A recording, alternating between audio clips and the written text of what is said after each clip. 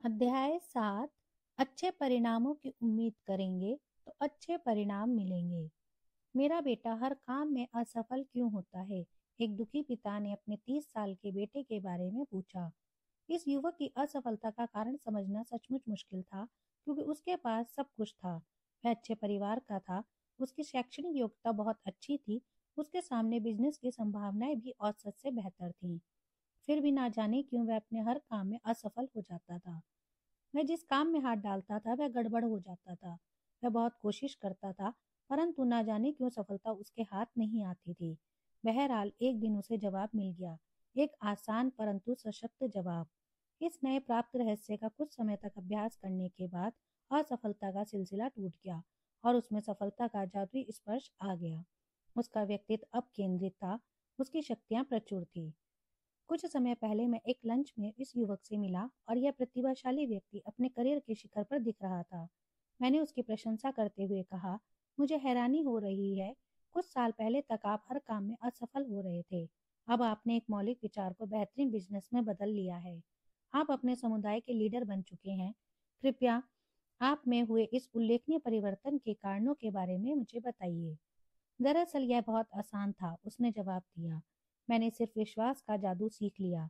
मैंने पाया कि अगर आप बुरे परिणामों की कल्पना करेंगे तो आपको बुरे परिणाम मिलेंगे, परंतु अगर आप अच्छे परिणामों की कल्पना करेंगे तो आपको अच्छे परिणाम मिलेंगे। यह चमत्कार बाइबल की एक पंक्ति पर अभ्यास करने की वजह से हुआ। और वह पंक्ति कौन सी है? अगर आप में विश्वास हो तो आपके लिए सब कुछ संभव है। मैं धार्मिक परिवार में बड़ा हुआ था, उसने कहा, और मैंने यह पंक्ति कई बार सुनी थी, परंतु मुझ पर इसका कोई खास असर नहीं हुआ था। एक दिन आपके चर्च में मैंने सुना कि आप एक प्रवचन में इन शब्दों पर जोर दे रहे थे। अचानक मेरे दिमाग में बिजली सी कौंधी कि मुझ में इसी बात की तो कमी थी। मेरे मस्तिष्क को विश्वास करने का, सकारात्मक चिंतन का, खुद या ईश्वर में आस्था रखने का प्रशिक्षण नहीं मिला था। मैंने आपके दिए गए सुझाव के अनुरूप स्वयं को ईश्वर के हाथों में सौंप दिया और आपकी बताई आस्था की तकनीकों का पालन किया। मैंने स्वयं को हर चीज के बारे में सकारात्मक तरीके से सोचने का प्रशिक्षण दिया। इसके अलावा मैं सही तरीके से जीने की कोशिश भी करता हूँ। वह मुस्कुराया और उसने कहा, ईश्वर और मेरे बीच एक पार्टनरशिप हो गई है। जब मैंने इस नीति को अपना लिया तो मेरे साथ होने वाली घटनाएं तत्काल बदल गई। मैंने सबसे बुरे की जगह सबसे अच्छे की उम्मीद करने की आदत टाल ली, और यही कारण है कि पिछले दिनों मेरे साथ इतनी अच्छी घटनाएं हुई हैं। मुझे लगता है जैसे जादू हो गया है, नहीं क्या? उसने अपनी मनमोहक कहानी को समाप्त करते हुए पूछा। परंतु इसमें जादू जैसी कोई बात नहीं है। दरअसल हुआ यह था कि उसने दुनिया के सबसे सशक्त नियमों में से एक का प्रयोग करना सीख लिया था। एक ऐसा नियम जिसे मनोविज्ञान भी मानता है और धर्म भी, यानी आप अपनी मानसिक आदत को अविश्वास के बजाय विश्वास में बदल लें। उम्मीद करना सीखें, शंका करना छोड़ दें। ऐसा करने से आप हर काम को संभव बना सकते हैं। इसका यह मतलब नहीं है कि केवल विश्वास कर लेने से ही आपको अपनी हर मनचाही चीज मिल जाएगी। अगर ऐसा हो तो शायद आपके लिए अच्छा नहीं होगा। जब आप ईश्वर में विश्वास करते हैं तो वह आपके दिमाग को दिशा दिखाता है, ताकि आप उससे वह चीजें ना मांगे जो आपके लिए अच्छी ना हो या जो ईश्वर की इच्छा के अनुरूप ना हो। परंतु इसका निश्चित रूप से यह मतलब जरूर है कि जब आप विश्वास करना सीख जाते हैं तो जो काम असंभव लगता था वह अब संभावना के क्षेत्र में आ जाता है। हर महान काम अंत में आपके लिए एक संभावना बन जाता है। प्रसिद्ध मनोवैज्ञानिक विलियम जेम्स का कहना था, किसी भी शंका भरे काम की शुरुआत में हमारा विश्वास वह चीज है जो उस काम में हमें सफलता दिलाती है। विश्वास करना सीखना सबसे महत्वपूर्ण है। यही किसी भी काम में सफलता हासिल करने के लिए मूलभूत तत्व है। जब आप सर्वश्रेष्ठ की उम्मीद करते हैं तो आप अपने मस्तिष्क में एक चुंबकीय शक्ति उत्पन्न करते हैं जो आकर्षण के नियम के अनुसार सर्वश्रेष्ठ को अपनी ओर आकर्षित करती है। परंतु अगर आप सबसे बुरे की आशा करते हैं तो आप अपने मस्तिष्क में विकर्षण की शक्ति को उत्पन्न करते हैं जो सर्वश्रेष्ठ को आपसे दूर कर देती है। यह आश्चर्यजनक है कि सर्वश्रेष्ठ की लगातार आशा करने से किस तरह ऐसी शक्तियां गति में आ जाती हैं जो सर्वश्रेष्ठ को संभव बना देती हैं। इस तथ्य का एक रोचक उदाहरण हमें कुछ साल पहले बीते हुए युग के प्रसिद्ध स्पोर्ट्स लेखक ह्यू फुलटन के दिए गए वर्णन में मिलता है। बचपन में ह्यू फुलटन स्पोर्ट्स लेखों के मेरे प्रिय लेखक थे। उनके लिखे एक लेख को मैं कभी नहीं भूल पाऊंगा, जो टेक्सास लीग के सैन एंटीनियो क्लब के मैनेजर जोशो रैली के बारे में था।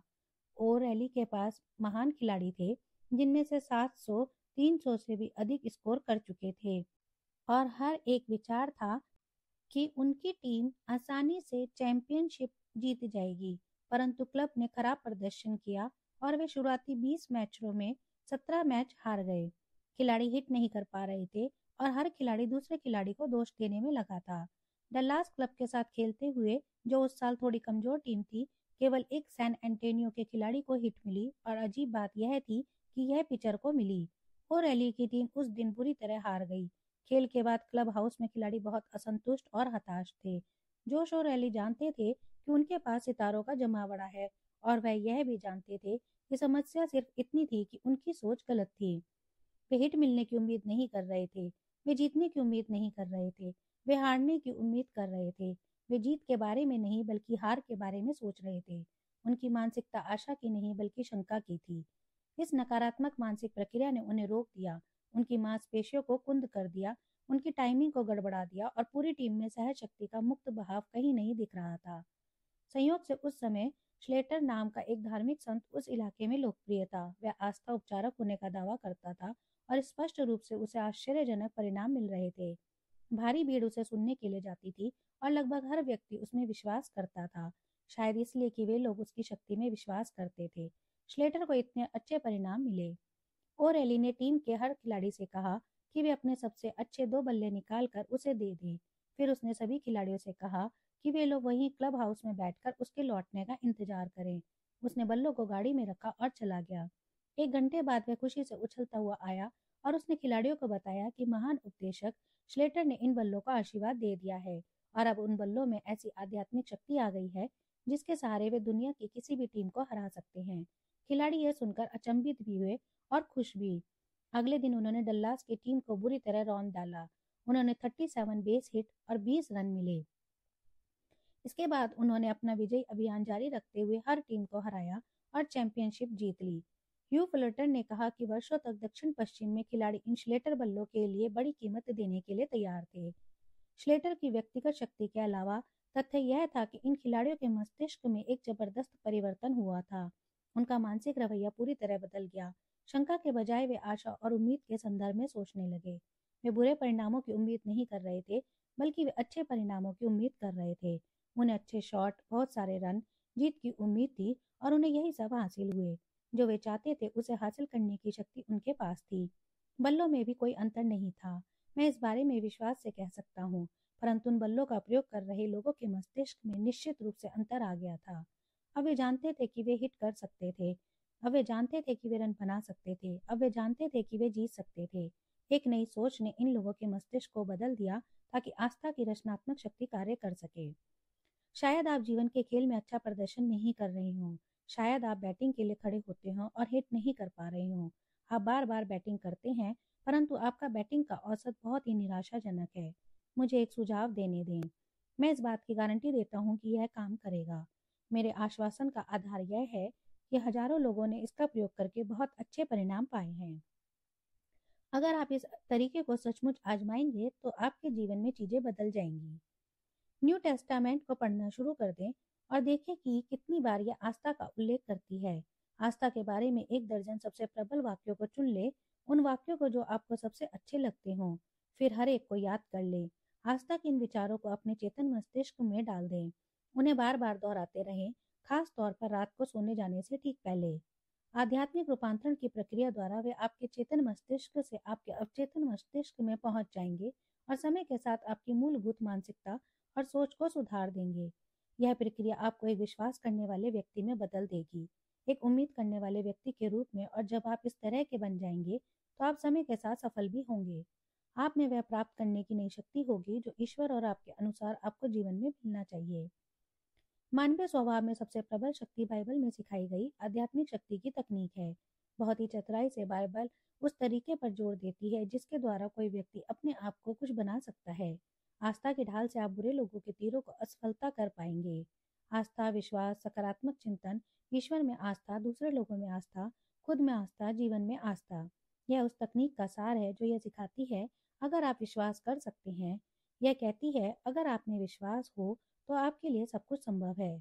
अगर आप में विश्वास है तो आपके लिए कुछ भी असंभव नहीं है। आपकी जितनी आस्था होगी उतना आपको मिलेगा।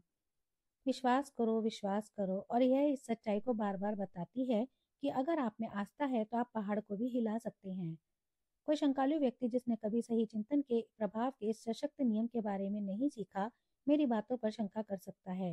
वह सोच सकता है कि जब इस तकनीक का प्रयोग किया जाता है तो इस तरह के आश्चर्यजनक परिणाम प्राप्त नहीं होंगे। परिणाम बेहतर बन जाते हैं जब आप बुरे की बजाय अच्छे की उम्मीद करते हैं। इसका कारण यह है कि आत्मशंका से मुक्त होने के कारण आप अपने प्रयास में अपना सब कुछ लगा सकते हैं, और कोई भी अवरोध उस व्यक्ति की राह में खड़ा नहीं रह सकता जो किसी समस्या पर अपना सब कुछ लगा देता है। जब आप किसी कठिनाई का सामना व्यक्तिगत एकता के रूप में करते हैं, तो कठिनाई जो एकता के अभाव का रूप है, अपने आप कम होने लगती है। जब आपकी पूरी शक्तियों, शारीरिक, मानसिक और आध्यात्मिक की पूरी एकाग्रता लग जाती है और इनका सही तरीके से प्रयोग किया जाता है, तो इनके विरोध में कोई बाधा खड़ी नहीं रह सकती। सर्वश्रेष्ठ की उम्मीद करने का मतलब यह है कि आप अपने पूरे दिल से किसी चीज को हासिल करने की कोशिश करते हैं। लोग जीवन में इसलिए असफल नहीं होते क्योंकि उनमें योग्यता की कमी होती है, बल्कि इसलिए असफल होते हैं क्योंकि वे पूरे दिल से काम नहीं करते। उन्हें पूरे दिल से सफलता की उम्मीद नहीं होती, इसमें उनका दिल नहीं लगता, जिसका मतलब है कि वे पूरी तरह से सफलता की उम्मीद नहीं करते। परिणाम उस व्यक्ति को नहीं मिलते जो अपेक्षित परिणामों के लिए पूरे दिल से काम करने से इनकार कर देता है। जिंदगी में सफलता पाने की, वह हासिल करने की जिसकी आपके मन में प्रबल इच्छा है, महत्वपूर्ण कुंजी यह है कि आप पूरे दिल से उस काम में जुट जाएं जिसे आप करना चाहते हैं। दूसरे शब्दों में, आप जो भी कर रहे हो उसमें समर्पण भाव से अपने आप को झोंक दें, उसमें अपना सब कुछ झोंक दें, कुछ भी बचाकर ना रखें। जिंदगी उस व्यक्ति को कभी असफल नहीं कर सकती जो अपना सब कुछ झोंक देता है, परंतु दुर्भाग्य से अधिकांश लोग ऐसा नहीं करते। दरअसल बहुत कम लोग ऐसा करते हैं, और यह असफलता का दुखद कारण है। अगर यह सफलता भी ना हो तो भी यही कारण वह कारण है कि हम आधा अधूरा हासिल कर पाते हैं। एक प्रसिद्ध कनाडाई एथलेटिक कोच एस परवेवल कहते हैं कि ज्यादातर लोग, चाहे वे एथलीट हो या ना हो, रोक कर रखने वाले लोग होते हैं, यानी कि वे हमेशा कुछ न कुछ रिजर्व में रखते हैं। वे प्रतियोगिता में अपना 100% समर्पण नहीं करते। इस तथ्य के कारण वे उन सर्वश्रेष्ठ ऊंचाइयों को हासिल नहीं कर पाते जिसमें वे समर्थ हैं। प्रसिद्ध बेसबॉल उद्घोषक रेड बार्बर ने मुझे बताया कि वे बहुत कम एथलीटों को जानते हैं जिन्होंने अपने आप को पूरी तरह से समर्पित किया। अपने आप को रोक कर ना रखें, पूरी तरह से लगा दें। ऐसा करें और जिंदगी भी आपको रोक कर नहीं रखेगी। एक प्रसिद्ध ट्रेपेज आर्टिस्ट अपने विद्यार्थियों को प्रशिक्षण दे रहे थे कि किस तरह ऊंची ट्रेपेज बार पर प्रदर्शन किया जाए। आखिरकार इस कला में पूरे निर्देश समझाने के बाद उन्होंने उनसे अपनी योग्यता का प्रदर्शन करने को कहा। एक विद्यार्थी ने उस असुरक्षित स्थान को देखा जहां से उसे प्रदर्शन करना था, और अचानक वह भयभीत हो गया। वह पूरी तरह से डर के मारे जम गया था। उसके मन में एक भयावह कल्पना आ गई थी कि वह जमीन पर गिर रहा है। उसका डर इतना गहरा था कि वह अपनी एक भी मांसपेशी नहीं हिला पा रहा था। वह चिल्लाया, मैं इसे नहीं कर सकता, मैं इसे नहीं कर सकता। प्रशिक्षक ने उसके कंधे पर हाथ रखा और कहा, बेटा तुम इसे कर सकते हो, और मैं तुम्हें बताऊंगा कि तुम इसे किस तरह कर सकते हो। फिर उसने एक ऐसा वाक्य कहा जो अत्यंत महत्वपूर्ण है। यह उन सबसे समझदारीपूर्ण वाक्यों में से एक है जो मैंने सुने हैं। उसने कहा, अपने दिल को बार के ऊपर फेंक दो और तुम्हारा शरीर उसका अनुसरण करेगा। इस एक वाक्य को नोट कर लें, इसे एक कार्ड पर लिख लें और अपनी जेब में रख लें। इसे अपनी डेस्क पर कांच के नीचे रख लें। इसे अपनी दीवार पर लगा लें। इसे अपने शेविंग मिरर पर चिपका लें। इससे भी बेहतर, आप इसे अपने दिमाग में लिख लें अगर आप जीवन में सचमुच कुछ करना चाहते हैं। इस वाक्य में बहुत शक्ति भरी हुई है। अपने दिल को बार के ऊपर फेंक दो और तुम्हारा शरीर उसका अनुसरण करेगा। दिल रचनात्मक गतिविधि का प्रतीक है। अपने दिल में यह समा लें कि आप कहाँ जाना चाहते हैं और आप क्या करना चाहते हैं। इसे अपने अवचेतन में इतनी गहराई से समा लें कि आप कभी नहीं का जवाब सुनने के लिए तैयार ना हो। फिर आपका पूरा व्यक्तित्व आपके दिल का अनुसरण करेगा। अपने दिल को बार के ऊपर फेंक दो का अर्थ यह है कि आप अपनी आस्था को अपनी कठिनाई के ऊपर फेंक दें। अपने संकल्प को हर बाधा के ऊपर फेंक दें। अपनी कल्पना की तस्वीर को अपनी मुश्किलों के ऊपर फेंक दें। दूसरे शब्दों में, अपने आध्यात्मिक स्वरूप को बार के ऊपर फेंक दें। आपका भौतिक स्वरूप अनुसरण करेगा और आपको आस्था द्वारा प्रेरित मस्तिष्क के माध्यम से विजय दिलवाएगा। सबसे बुरे के बजाय सर्वश्रेष्ठ की उम्मीद करें और आप अपने दिल की इच्छा को हासिल कर लेंगे। आपके दिल में क्या है, अच्छा या बुरा, कमजोर या शक्तिशाली, वही अंत में आपके पास लौट कर आता है। हमरसन ने कहा था, इस बारे में सावधान रहे कि आप क्या चाहते हैं, क्योंकि आपको वह मिल जाएगा। यह फिलॉसफी प्रैक्टिकल रूप से महत्वपूर्ण है। इस बात का उदाहरण एक महिला के अनुभव से मिल जाएगा जिसका मैंने कई वर्ष पहले इंटरव्यू लिया था। उसने मुझसे मिलने के लिए मेरे ऑफिस में 2 बजे अपॉइंटमेंट लिया था। उस दिन बहुत व्यस्त होने के कारण मैं थोड़ा लेट हो गया और 2:05 पर मीटिंग रूम में पहुंचा, जहां वह मेरा इंतजार कर रही थी। यह स्पष्ट था कि वह नाखुश थी क्योंकि उसके होठ पीछे हुए थे। 2:05 हो चुके हैं, जबकि हमारा अपॉइंटमेंट 2 बजे का था। उसने कहा, मैं हमेशा वक्त की पाबंदी को पसंद करती हूँ। मैं हमेशा वक्त का पाबंद होने में विश्वास करता हूँ और मुझे आशा है कि आप इस टाली ना जा सकने वाली देरी के लिए मुझे माफ कर देंगी, मैंने मुस्कुराते हुए कहा। परंतु वह मुस्कुराने के मूड में नहीं थी और उसने कड़क अंदाज में कहा, मुझे आपसे एक बहुत महत्वपूर्ण समस्या पर चर्चा करना है। मुझे जवाब चाहिए और मैं आपसे वह जवाब देने की उम्मीद करती हूँ। फिर उसने मुझ पर अपना अगला वाक्य दागा, मैं आपसे सीधे सीधे यह कहना चाहती हूँ, मैं शादी करना चाहती हूँ। मैंने जवाब दिया, यह बहुत ही सामान्य इच्छा है और मैं इसमें आपकी मदद करना चाहूंगा। मैं जानना चाहती हूँ कि मेरी शादी क्यों नहीं हो रही है, उसने आगे कहा। हर बार जब भी मेरी किसी आदमी से दोस्ती होती है तो कुछ समय बाद वह तस्वीर से बाहर चला जाता है और मेरे हाथ में शादी का अवसर निकल जाता है। और उसने खुलेपन से बोलते हुए कहा, मेरी उम्र बढ़ती जा रही है। आप लोगों का अध्ययन करने के लिए व्यक्तिगत समस्या क्लिनिक चलाते हैं और आपको कुछ अनुभव है। मैं सीधे से आपके सामने अपनी समस्या रख रही हूँ। मुझे बताएं, मैं शादी क्यों नहीं कर पा रही हूँ। मैंने उसकी तरफ देखा और उसका अध्ययन किया कि क्या वह उस तरह की महिला है जिससे मैं साफ साफ बात कर सकूं, क्योंकि अगर वह सचमुच जवाब चाहती थी तो कुछ बातें कहना जरूरी थी। अंततः मैंने निर्णय लिया कि उसमें इतनी क्षमता थी कि वह उस दवा को गटक लेगी जिसे देना जरूरी था, ताकि वह अपने व्यक्तित्व की कठिनाइयों को सुधार सके। इसलिए मैंने कहा, अब हम स्थिति का विश्लेषण करें। स्पष्ट रूप से आप में काफी बुद्धि है और आपका व्यक्तित्व आकर्षक है और अगर मैं कह सकूं तो आप बहुत ही सुंदर महिला हैं। यह सभी बातें सच थी। मैं ईमानदारी से उसकी जितनी तारीफ कर सकता था मैंने उन सभी के लिए उसे बधाई दी। परंतु फिर मैंने कहा, मैं सोचता हूँ कि मैं आपकी कठिनाई को जान गया हूँ और वह यह है, आपने मुझे आड़े हाथों लिया क्योंकि मैं अपॉइंटमेंट के लिए 5 मिनट लेट हो गया था। आपने मेरी गलती को कुछ ज्यादा ही गंभीरता से लिया। क्या आपको कभी यह लगा कि आपका नजरिया एक बड़ी गंभीर गलती दर्शाता है? मुझे लगता है कि अगर आप हमेशा अपने पति के साथ इतनी सख्ती से पेश आएंगी तो उसके सामने बहुत मुश्किलें आएंगी। सच तो यह है कि आप उस पर इतनी हावी हो जाएंगी कि अगर आपकी शादी हो भी जाए तो भी आपका वैवाहिक जीवन बहुत दुख में रहेगा। प्रेम शक्ति में नहीं रह सकता। फिर मैंने कहा, आप में अपने होठों को बीचने की आदत है जो दबंग व्यक्तित्व का सूचक है। मैं आपको बता दूं, औसत पुरुष यह नहीं चाहता कि उसकी पत्नी उस पर हावी हो जाए, कम से कम तब जब उसे यह बात पता हो। फिर मैंने आगे कहा, मुझे लगता है कि अगर आप अपने चेहरे की इन सख्त लाइनों को दूर हटा दें तो आप बहुत ही आकर्षक महिला बन जाएंगी। आपके अंदर थोड़ी नरमी होना चाहिए, थोड़ी सी कोमलता, और यह लाइनें इतनी सख्त हैं कि यह नरम नहीं हो सकती।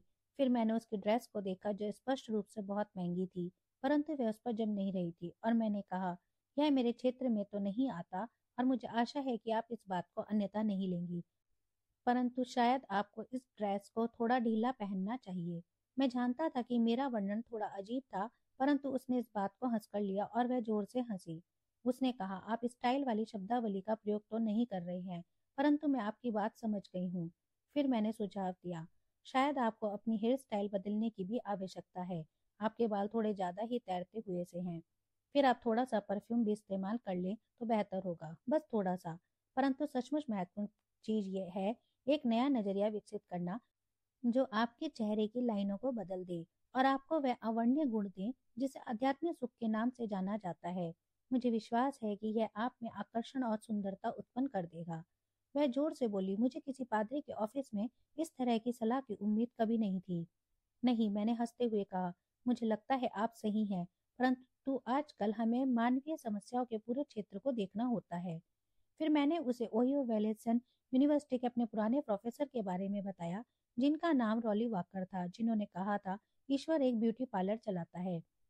वे बताते थे कि कुछ लड़कियां जब कॉलेज आती हैं तो वे बहुत सुंदर हुआ करती हैं, परंतु जब वे 30 साल बाद उस कैंपस में दोबारा विजिट पर आती हैं तो उनकी सुंदरता गायब हो चुकी होती है।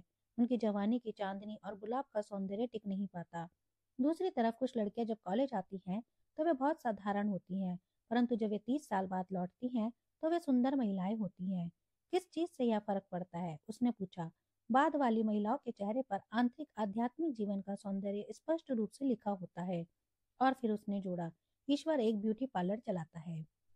इस युवा महिला ने कुछ मिनट तक मेरी बातों के बारे में सोचा और फिर कहा, आपने जो कहा उसमें काफी सच्चाई है।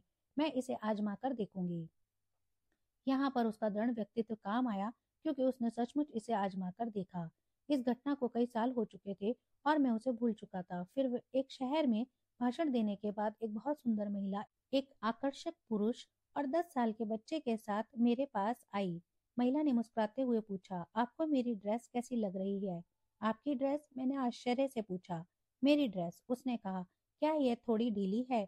अचरज से मैंने कहा, हाँ, मैं सोचता हूँ कि यह काफी बढ़िया है, परंतु आप यह मुझसे क्यों पूछ रही हैं? क्या आप मुझे पहचान नहीं पाए? उसने पूछा। मैं अपने जीवन में बहुत सारे लोगों से मिल चुका हूँ, मैंने कहा। वैसे सच कहूँ तो मुझे नहीं लगता कि मैं आपसे पहले कभी मिला हूँ। इस पर उसने मुझे वर्षों पहले की हमारी चर्चा याद दिलाई, जिसका वर्णन मैंने किया है। मेरे पति और बच्चे से मिले। आपने मेरे बारे में जो कहा था वह पूरी तरह सच था, उसने गंभीरता से कहा। जब मैं आपसे मिलने आई थी तो मैं बहुत ही कुंठित और दुखी रहा करती थी, परंतु मैंने आपके द्वारा सुझाए सिद्धांतों पर अमल किया। मैंने सचमुच ऐसा किया और इन्होंने जादू कर दिया। फिर उसके पति ने कहा, दुनिया में मेरी से ज्यादा अच्छी महिला कोई हो ही नहीं सकती। और मुझे कहना होगा कि मैरी को देखकर मुझे इस बात पर यकीन हो गया। यह स्पष्ट था कि वह ईश्वर के ब्यूटी पार्लर में जा चुकी थी। न सिर्फ उसने आंतरिक आत्मा में थोड़ी सी नरमी और परिपक्वता का अनुभव किया, बल्कि उसने अपने अंदर मौजूद एक महान गुण का उचित उपयोग किया, यानी वह पाने की प्रबल इच्छा शक्ति जो वह चाहती थी। इससे वह उस बिंदु पर आ गई जहां वह अपने आप को इसलिए बदलने को इच्छुक थी ताकि उसके सपने सच हो सके।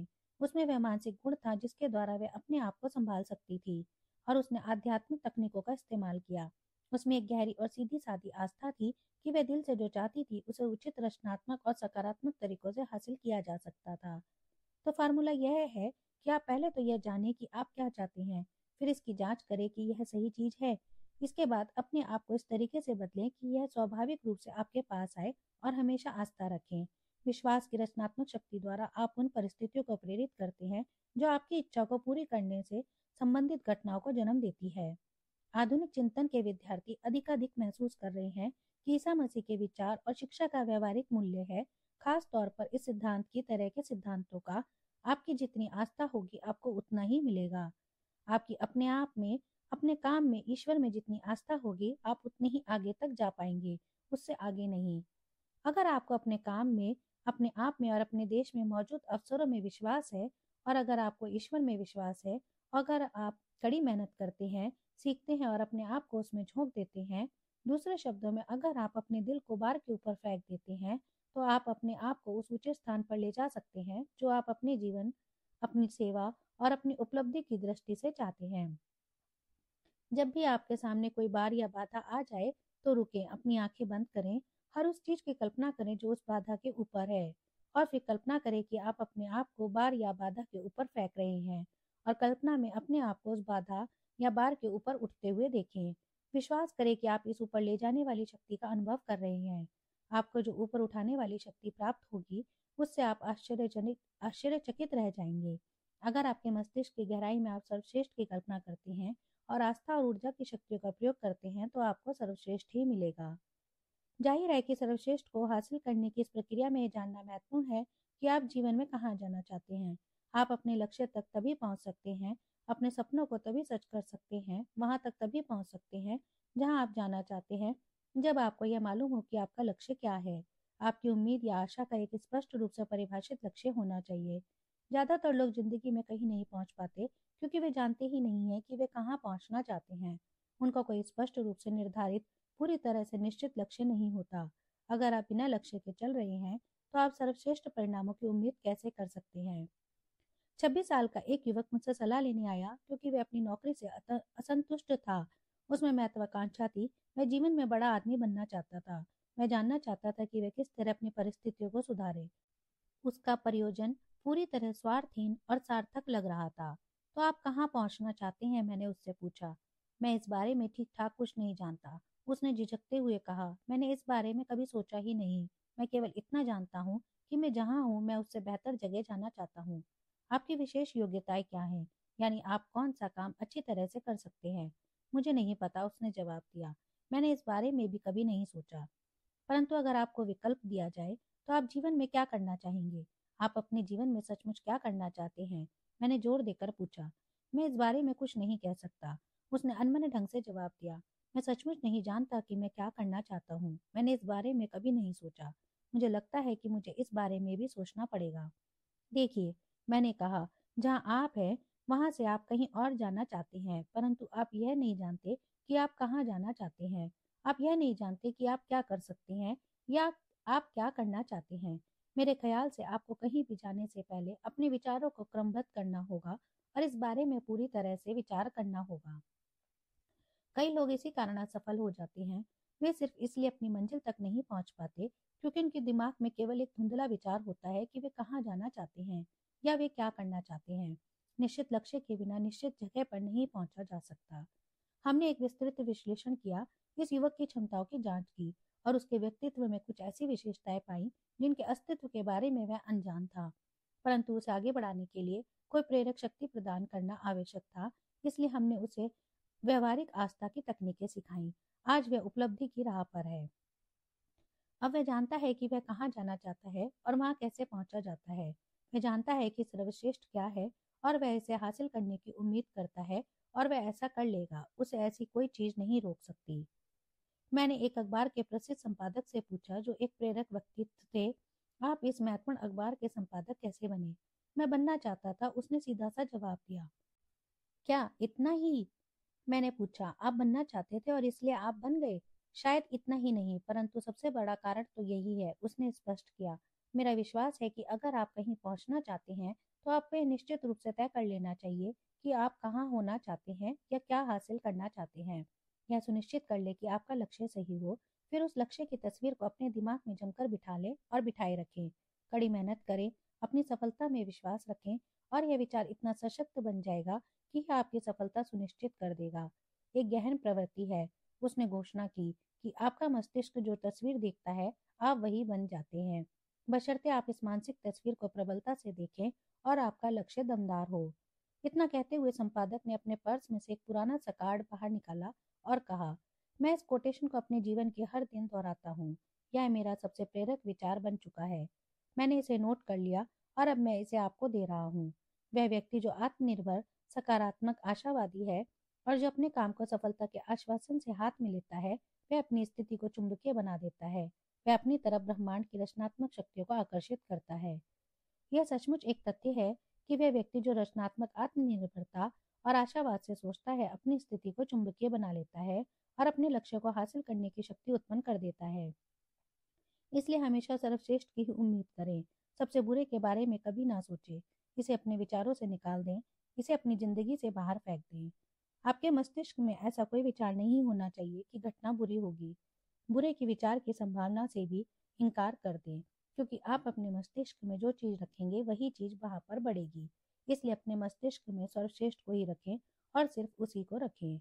इसे पाले पोसे, इस पर ध्यान एकाग्र करें, इस पर जोर दें, इसकी कल्पना करें, इसके लिए प्रार्थना करें, इसके चारों तरफ आस्था का आवरण बना लें, इसे अपनी सनक बना लें। सर्वश्रेष्ठ की उम्मीद करें और ईश्वर की शक्ति की मदद से आध्यात्मिक रूप से रचनात्मक मन की शक्ति सर्वश्रेष्ठ की रचना कर देगी। हो सकता है कि जब आप यह पुस्तक पढ़ रहे हो तो आपकी स्थिति ऐसी हो जिसे आप बुरी स्थिति मानते हो और आप यह कह सकते हैं कि किसी भी तरह के चिंतन से आपकी स्थिति पर कोई असर नहीं होगा। इस आपत्ति का जवाब यह है कि यह ऐसा नहीं है। चाहे आप बुरी से बुरी स्थिति में हो, परंतु सर्वश्रेष्ठ की संभावना आपके भीतर छुपी हुई है। आपको सिर्फ इसे खोजना है, मुक्त करना है और इसके साथ ऊपर उठना है। इसमें साहस और चरित्र की निश्चित रूप से आवश्यकता होगी, परंतु प्रमुख आवश्यकता आस्था की होगी। आस्था विकसित करें और आप में आवश्यक साहस और चरित्र अपने आप आ जाएगा। विपत्तियों की सताई एक महिला को सेल्स के काम में जुटना पड़ा, जिसका उसके पास कोई प्रशिक्षण नहीं था। उसने घर घर जाकर वैक्यूम क्लीनर बेचने का काम अपने हाथ में लिया। स्वयं के और अपने काम के बारे में उसका नजरिया नकारात्मक था।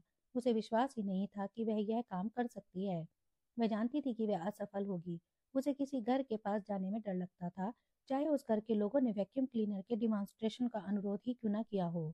उसे विश्वास था कि वह सेल नहीं कर पाएगी। परिणाम यह हुआ, और इसमें आश्चर्य की कोई बात नहीं है, कि वह अपने ज्यादातर इंटरव्यूज में असफल हुई। एक दिन वह एक ऐसी महिला से मिली जिसने औसत से अधिक समझदारी दिखाई। इस ग्राहक के सामने सेल्स वुमेन ने अपनी पराजय और शक्तिहीनता की पूरी कहानी कह डाली।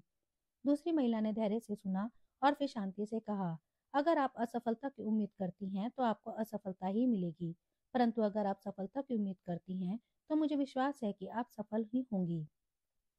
और फिर उसने आगे कहा, मैं अब आपको एक फॉर्मूला देना चाहती हूँ जो मुझे विश्वास है कि आपकी मदद करेगा। यह आपके चिंतन को नया रूप देगा, आपको नया विश्वास देगा और आपके लक्ष्यों को हासिल करने में आपकी मदद करेगा। इस फॉर्मूले को हर कॉल पर जाने से पहले दोहराएं।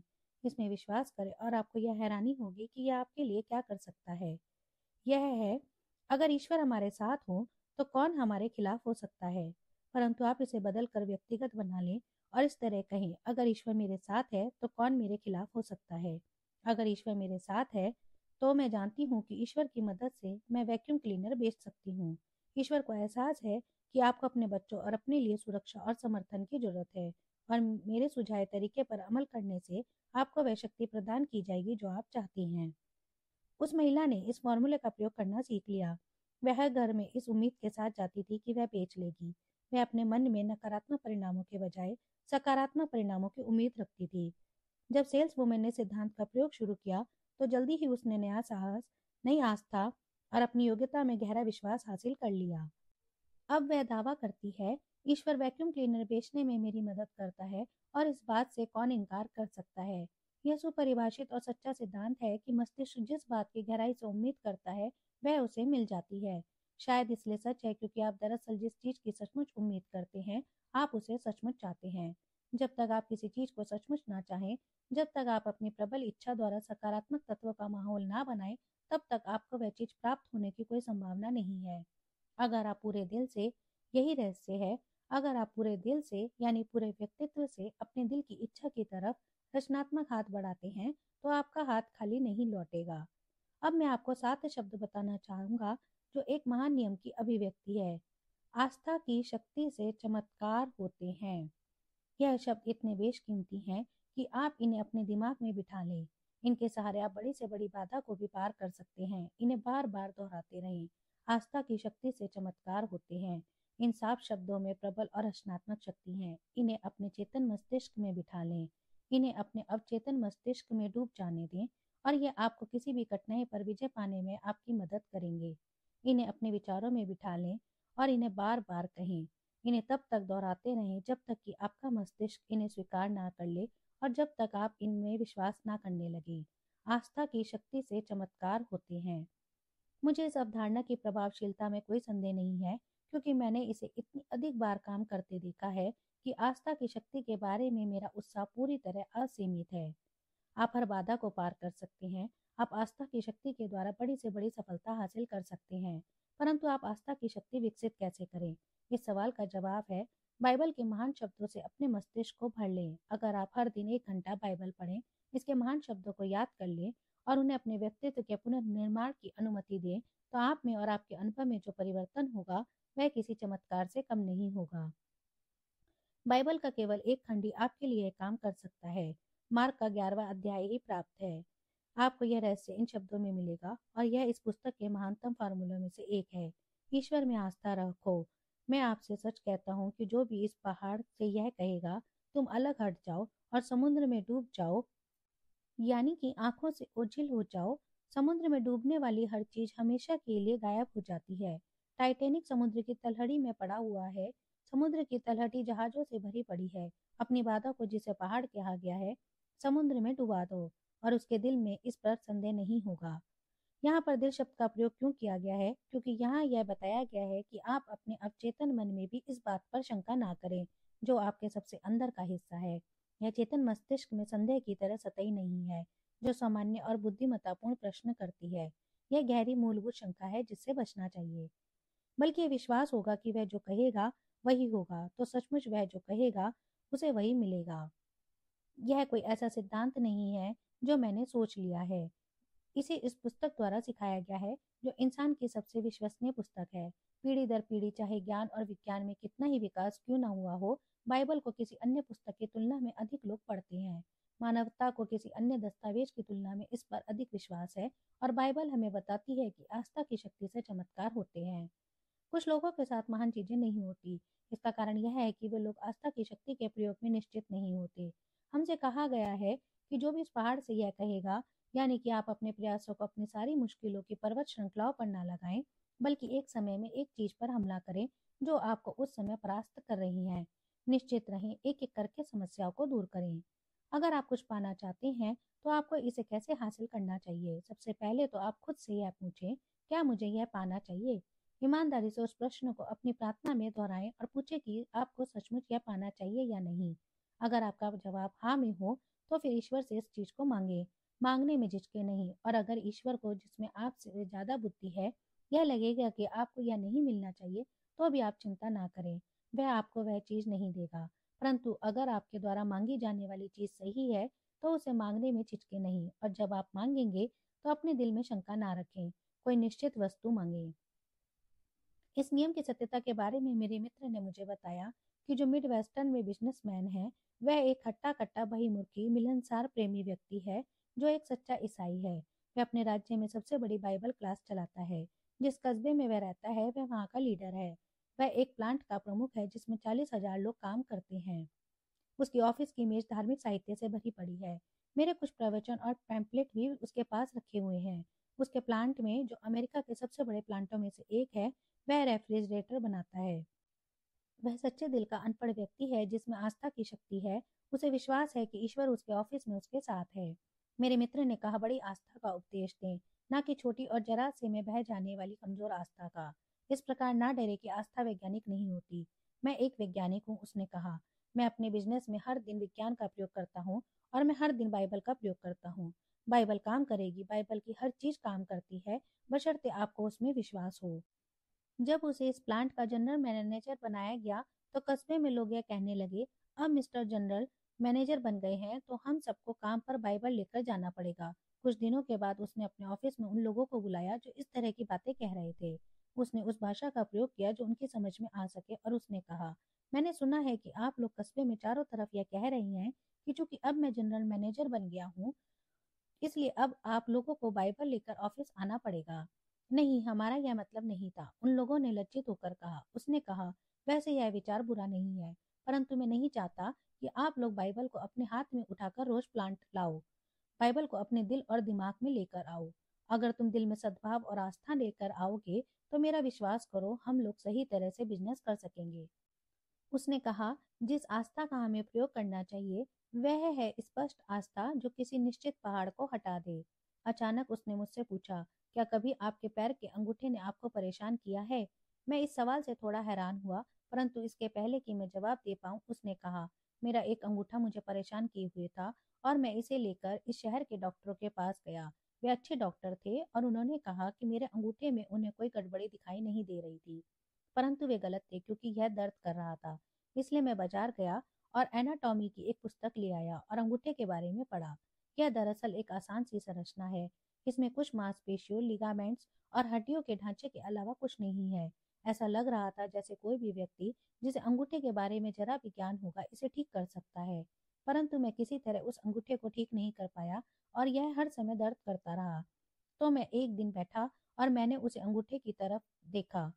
फिर मैंने कहा, ईश्वर, मैं उस अंगूठे को सीधे तुम्हारे प्लांट में भेज रहा हूँ। तुमने इस अंगूठे को बनाया है। मैं रेफ्रिजरेटर बनाता हूँ, और मैं रेफ्रिजरेटर के बारे में वह सब जानता हूँ जो जानने लायक है। जब हम रेफ्रिजरेटर बेचते हैं तो हम ग्राहक को सेवा की गारंटी देते हैं। अगर रेफ्रिजरेटर सही तरीके से काम नहीं करता है, और अगर हमारे सर्विस एजेंट इसे ठीक नहीं कर पाते, तो वे उसे सीधे प्लांट में वापस ले आते हैं और हम उसे ठीक करते हैं, क्योंकि हम जानते हैं कि उसे कैसे ठीक किया जाता है। इसलिए मैंने कहा, ईश्वर, तुमने इस अंगूठे को बनाया है, तुमने इसका निर्माण किया है, और तुम्हारे सर्विस एजेंट यानी कि डॉक्टर को यह पता नहीं है कि इसे कैसे ठीक किया जाए। और अगर आप बुरा ना माने ईश्वर, तो मैं चाहूंगा कि आप इसे जल्दी से जल्दी ठीक कर दें, क्योंकि यह मुझे बहुत कष्ट दे रहा है। अब अंगूठा कैसा है? मैंने पूछा। बिल्कुल ठीक, उसने जवाब दिया। शायद यह मूर्खतापूर्ण कहानी है, और जब उसने मुझे यह सुनाई तो मैं हंसा, परंतु मैं रोया भी, क्योंकि मैंने उस व्यक्ति के चेहरे पर एक अद्भुत भाव देखा जब उसने मुझे निश्चित प्रार्थना की घटना सुनाई। निश्चित रहे, ईश्वर से कोई भी सही चीज मांगे, परंतु छोटे बच्चे की तरह शंका ना करे। शंका से शक्ति का प्रवाह रुक जाता है, आस्था इसे खोल देती है। आस्था की शक्ति इतनी अधिक है कि ऐसा कुछ भी नहीं है जो सर्वशक्तिमान ईश्वर हमारे लिए ना कर सके, हमारे साथ ना कर सके और हमारे द्वारा ना कर सके, अगर हम उसे अपनी शक्ति अपने मस्तिष्क में प्रवाहित करने दें। तो इन शब्दों को अपनी जीभ के चारों तरफ लपेट लें, उन्हें बार बार दोहराते रहें जब तक कि वे आपके मस्तिष्क में भीतर तक प्रवेश ना कर जाएं, जब तक कि वे आपके दिल में गहराई तक ना उतर जाएं, जब तक कि वे आपके सबसे अंदरूनी स्थान में प्रबलता से ना जम जाएं। जो भी इस पहाड़ से यह कहेगा तुम दूर हट जाओ और समुद्र में डूब जाओ, और उसके दिल में इस पर संदेह नहीं होगा, बल्कि ये विश्वास होगा कि वह जो कहेगा वही होगा, तो सचमुच वह जो कहेगा उसे में वही मिलेगा। मैंने इन सिद्धांतों का सुझाव कुछ महीने पहले अपने एक पुराने मित्र को दिया जो हमेशा बुरे की आशा करता है। हमारी चर्चा के समय तक मैंने उसे कभी यह कहते नहीं सुना कि चीजें या घटनाएं अच्छी होंगी। वह हर प्रोजेक्ट या समस्या के बारे में नकारात्मक नजरिया ही रखता था। उसने इस अध्याय में बताए गए सिद्धांतों के बारे में प्रबल अविश्वास व्यक्त किया और यह प्रस्ताव किया कि वह मुझे गलत साबित करने के लिए इनका परीक्षण करने के लिए तैयार है। वह एक ईमानदार व्यक्ति है और उसने इन सिद्धांतों को विभिन्न मामलों में पूरे विश्वास से आजमाया और यह सचमुच एक स्कोर कार्ड रखा। उसने 6 महीनों तक ऐसा किया। इसके बाद उसने मुझे यह जानकारी दी कि 85% मामले संतोषजनक ढंग से हल हो गए थे। मुझे विश्वास है, उसने कहा, हालांकि मुझे यह संभव नहीं लगता था, परंतु यह एक तथ्य है कि अगर आप सर्वश्रेष्ठ की उम्मीद करते हैं तो आपको कोई ऐसी अजीब सी शक्ति मिल जाती है जिसके द्वारा आप उन परिस्थितियों का निर्माण कर लेते हैं जिनके द्वारा अपेक्षित परिणाम मिलते हैं। आज से मैं अपने मानसिक नजरिए को बदल रहा हूँ और मैं बुरे के बजाय सर्वश्रेष्ठ की उम्मीद करूंगा। मेरे परीक्षण ने यह साबित किया है कि यह सिद्धांत नहीं है, बल्कि जीवन की स्थितियों का सामना करने का वैज्ञानिक तरीका है। मैं इसमें यह जोड़ना चाहूंगा कि उसने जो ऊंचा प्रतिशत हासिल किया था उसे भी अभ्यास द्वारा बढ़ाया जा सकता है। उम्मीद करने की कला का भी अभ्यास उतना ही आवश्यक है जितना कि किसी संगीत के यंत्र के साथ या गोल्फ के क्लब के साथ। कोई भी गहन, सतत और बुद्धिमत्तापूर्ण अभ्यास के बिना इस कला में पारंगत नहीं हुआ है। यह भी ध्यान में रखा जाना चाहिए कि शुरुआत में मेरे मित्र की मानसिकता शंका की मानसिकता थी, जिस वजह से उसके शुरुआती परिणामों पर बुरा असर हुआ होगा। हर दिन जब आप जीवन की समस्याओं का सामना करें तो मैं आपको यह कहने का सुझाव देता हूँ, मुझे विश्वास है कि ईश्वर मुझे वह हासिल करने की शक्ति देता है जो मैं सचमुच चाहता हूँ। कभी बुरे परिणामों का जिक्र ना करें, उनके बारे में ना सोचें, उन्हें अपने दिमाग से निकाल दें। हर दिन कम से कम 10 बार सोचें, मैं सर्वश्रेष्ठ परिणामों की उम्मीद करता हूँ और ईश्वर की मदद से मैं उन्हें हासिल कर लूंगा। ऐसा करने से आपके विचार सर्वश्रेष्ठ की ओर मुड़ जाएंगे और इसकी प्राप्ति के लिए तैयार हो जाएंगे। इस अभ्यास से आपकी सारी शक्तियां सर्वश्रेष्ठ को हासिल करने के लिए सक्रिय हो जाएंगी। फिर आपको सर्वश्रेष्ठ परिणाम मिल जाएंगे।